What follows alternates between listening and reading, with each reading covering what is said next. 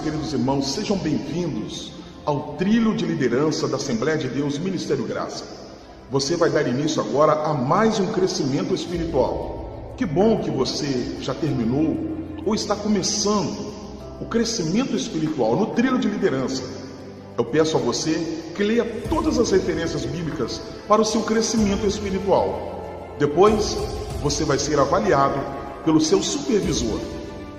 Entregue todas as respostas ao seu supervisor e eu tenho certeza que breve o seu crescimento espiritual estará acontecendo. E vamos logo, pois o Senhor Jesus está voltando. Quem sabe você nem vai terminar esse curso e o Senhor Jesus irá voltar. Então, vamos rápido, porque o Senhor Jesus tem pressa e quer você trabalhando na obra do Senhor, na seara do Senhor. Vamos para o nosso crescimento espiritual. E que Deus te abençoe, em o nome do Senhor Jesus. Amém e amém.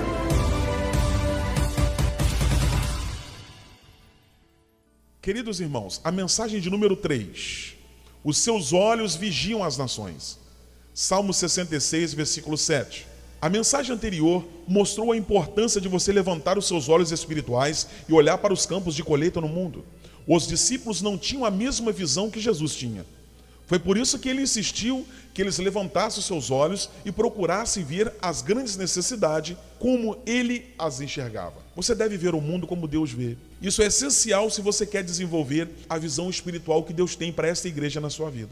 Caso contrário, você vai ficar morrendo sentado no banco desta igreja. E essa mensagem vai concentrar-se nos campos de colheitas do mundo. A Bíblia declara sobre Deus que os olhos de Deus vigiam as nações. O que Deus vê quando ele olha os campos de colheita do mundo? Foices enferrujadas e campos vazios. Deus vê o mundo como um grande campo de colheita em Mateus 13, 38.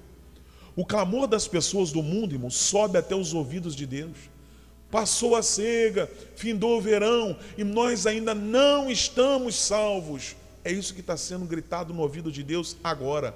Jeremias capítulo 8, versículo 20. Os campos de colheitas espiritual no mundo é a mesma coisa, mano, no campo natural sobre os quais o profeta Joel clamou. Envergonhai-vos, lavradores, uivai, vinhateiros, sobre o trigo e sobre a cevada, porque pereceu a mercê do campo. E é isso que está acontecendo. Joel, capítulo 1, versículo 11. Quando os olhos de Deus vigiam as nações do mundo, ele viu uma colheita espiritual perecendo, porque é a falta de ceifeiros. Jesus nunca disse que haveria falta de semeadores no evangelho. Ele disse? Não. Ele disse que haveria falta de trabalhadores para ceifar a colheita espiritual. A seara, na verdade, é grande, mas os trabalhadores são poucos. Mateus 9, versículo 37. Atualmente, agora, na América do Norte, tem 94% dos ministros do mundo servindo, irmãos, a 6% da população. Isso significa que apenas 6% dos ministros estão tentando alcançar 94% da população do restante do mundo. Há aproximadamente, irmãos, mais de 8 bilhões de pessoas representadas, mais de 16 milhões de povos culturalmente distintos, ainda para serem alcançados com o Evangelho. Há mais de 2.000 linguagens, as quais não existe nenhuma tradução da palavra de Deus. Para cada 10.000 vilas na Índia, 9.950 não possuem nenhum testemunho cristão. No Japão, o total da população cristã estimada é apenas 1%, irmãos. Na América Latina, há pouco mais de 5 milhões de pessoas nas selvas que ainda não foram alcançadas com o Evangelho. Há 750 milhões de muçulmanos, com aproximadamente 500 missionários protestantes ministrando entre eles. As necessidades de outras nações na Ásia, na África, na América do Sul e no Oriente Médio são similares. É igual, irmão, às nações desses exemplos. Existe um grande abismo. Nós estamos falando de fora, mas aqui no nosso bairro já tem muita coisa acontecendo. Na nossa cidade já tem muitas pessoas que ainda não estão sendo alcançadas com a mensagem do Evangelho. Existe um grande abismo, irmãos. A Bíblia declara: porquanto há um só Deus, um só mediador entre Deus e os homens, Cristo Jesus, homem. 1 Timóteo 2,5.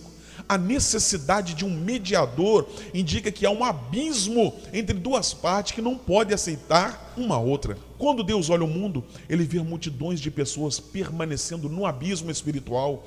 A razão para o abismo entre Deus e o homem é o que, irmãos? É o pecado. Jesus Cristo é o mediador entre um homem pecador e um Deus justo. Nenhum pode aceitar o outro sem o mediador, que é Jesus Cristo. Jesus tornou possível ao homem ser redimido do pecado e aceito por um Deus justo. Multidões ainda esperam pela mensagem do mediador, que serve como ponte sobre o abismo entre elas e Deus. A grande comissão que Jesus deu foi que seus seguidores entrassem na brecha, irmãos. Ele falou para ir a Jerusalém, Judeia, Samaria e até os confins da terra. Eles começaram onde eles estavam, Jerusalém. Alcançar a Judeia e Samaria requeria evangelismo transcultural. Samaria era diferente de Jerusalém, tanto culturalmente quanto teologicamente. As regiões mais distantes da terra representavam um desafio ainda maior, mas cada região representava o abismo. Os primeiros discípulos de Cristo Jesus ficaram excitantes em servir como pontes no abismo entre os judeus e os gentios, devido às diferenças culturais e teológicas. Até que veio a perseguição e eles fizeram bem pouco em espalhar o evangelho às regiões fora de Jerusalém. Atos capítulo 8, versículo 4. Se você quer cumprir a grande comissão e ceifar esta grande colheita que Deus tem colocado através do Ministério Graça, você deve estar disposto a lançar mão de raízes culturais, teológicas e denominacionais. Talvez você tenha que deixar a sua localização geográfica. Você deve entrar na brecha e compartilhar as boas novas do mediador entre Deus e os homens. Comece isso dentro da sua própria casa com seu esposo e com a sua esposa e seus filhos. Mas existe um outro abismo. Somando a esse abismo de pecado entre o homem e Deus, existe um outro grande abismo espiritual. É o abismo entre o desafio de Jesus para alcançarmos o mundo com o evangelho e a falha de seu povo em cumprir esse desafio. Você tem falhado, irmãos, em cumprir esse desafio. Até que você receba esta visão que Deus tem colocado através desta igreja, dos campos da colheita espiritual, você nunca vai compreender plenamente a sua posição dentro da casa de Deus e do reino de Deus. Você sempre vai ficar perguntando, o que é fazer a obra de Deus? Eu nem sei o que é fazer a obra de Deus. Eu tenho visto muito isso. A visão é a causa que dá propósito e direção à vida cristã. A visão espiritual da colheita espiritual deve ser algo central em sua vida. Para muitos é apenas uma preocupação menor, pequenininha. Nós temos tendência a falar sobre as coisas que nós amamos. Nós falamos sobre a nossa esposa, maridos, amigos, esporte, passatempos prediletos. Nós também falamos sobre as coisas que nos interessam ou nos preocupam, tais como política, o que tem de gente falando de política, de finanças, de negócio, mas quão frequentemente nós falamos sobre as almas perdidas? Quanta importância nós estamos dando cada dia às multidões que ainda esperam no abismo para a colheita que perece nos campos deste mundo? O apóstolo Paulo falou sobre usar as atividades mais rotineiras da vida, como comer e beber, para dar glória a Deus. 1 Coríntios 10, 31.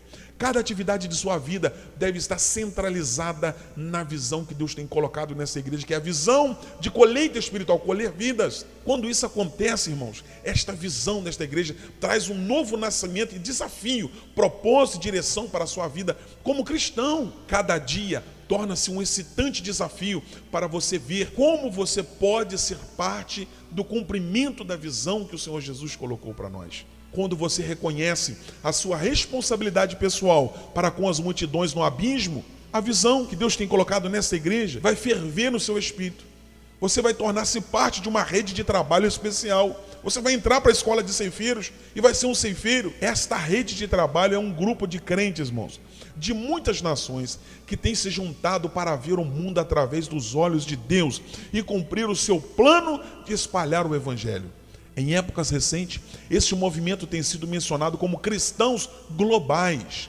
Eles são crentes, irmãos, que no fim de cada dia, eles podem dizer confiantemente, eu sei que este dia de minha vida somou estrategicamente para a causa global de Cristo, especialmente para aqueles atualmente além do alcance do Evangelho. Será que nós podemos dizer o mesmo? Esse é o desafio da colheita espiritual. Isso é ver o mundo através dos olhos de Deus. Existem portas abertas. Muitos veem as nações como fechadas ao Evangelho. Quando uma casa ou uma nação é mencionada como sendo fechada ao Evangelho, isto normalmente significa que o governante daquela casa, o governante daquela nação, não aceita missionários, cristãos batendo na sua porta, missionários indo para outros países, e procura impedir que o Evangelho chegue na sua casa, chegue em outros países, e seja espalhado no meio dos seus familiares, no meio dos limites territoriais também de outros países. Mas não há limite reconhecido por Deus. Ele não vê países fechados, ele não vê casas fechadas. É verdade que algumas nações, é verdade que algumas casas estão fechadas para a palavra de Deus, para missionários, porque o governo, ou talvez os líderes daquela casa, não garante a entrada, ou não garante visto, ou não abre as portas da sua casa para aqueles que desejam entrar e pregar a mensagem do Evangelho para essas pessoas. Mas quando a porta da frente se fecha, numa casa ou numa nação, por assim dizer, há sempre uma porta dos fundos. Equipes de trabalhadores braçais estão entrando nos lares, estão entrando nas ruas, estão entrando nas nações fechadas para construir escolas, clínicas. Enquanto eles estão ali, eles compartilham a mensagem do Evangelho. Outros crentes, irmão, estão entrando nas nações como professores, médicos, instrutores em diversas categorias. Você também pode entrar dentro de uma casa, pode estar trabalhando, fazendo alguma coisa numa casa. Você pode estar trazendo a palavra de Deus no momento que você está trabalhando ali. Modernos meios de comunicação estão enviando a mensagem do Evangelho, além dos limites fechados. Equipes de intercessores internacionais estão penetrando em todo o mundo através da oração. Dentro das nações fechadas, crentes locais estão assumindo a responsabilidade de espalhar o Evangelho em seus próprios países através de redes evangelísticas secretas. Os assim chamados países fechados não podem ser usados como desculpa para ignorar a sua responsabilidade pessoal. A colheita não pode ser parada pelos governos. Os seus inimigos não são líderes políticos. A sua preocupação deve ser com os principados e potestades por trás dessas coisas que estão se opondo ao propósito mundial de Deus. Efésios capítulo 6, versículo 12. Irmãos, em nome de Jesus, agarre essa visão, irmãos, desse ministério. Uma visão sem fronteiras. Olhe os campos de colheita, chore sobre as cidades como Jesus fez. Veja o mundo, irmãos, através dos olhos de Deus. A sua visão global e o seu propósito é eterno, desde a fundação do mundo. Que Deus te abençoe em nome de Jesus. Amém.